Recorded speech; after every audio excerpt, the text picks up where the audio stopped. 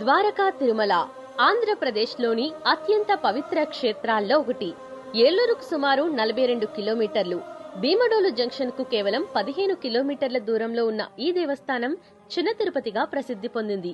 ఇక్కడి మహిమాన్వితం ఏంటంటే, ఒక మహర్షి ద్వారకుడు తీవ్రమైన తపస్సు చేసి ఒక వాల్మీకంలో స్వయంభూ శ్రీ వెంకటేశ్వర స్వామిని దర్శించాడు.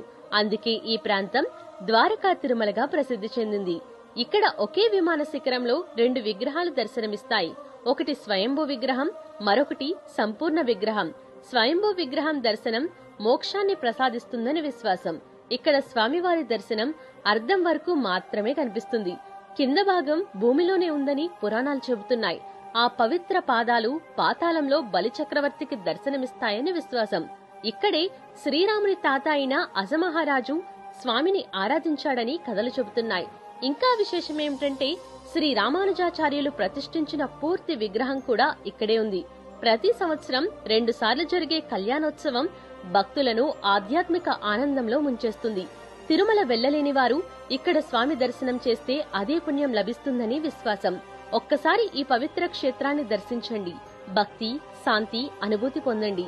శ్రీ వెంకటేశ్వర స్వామివారికి జై.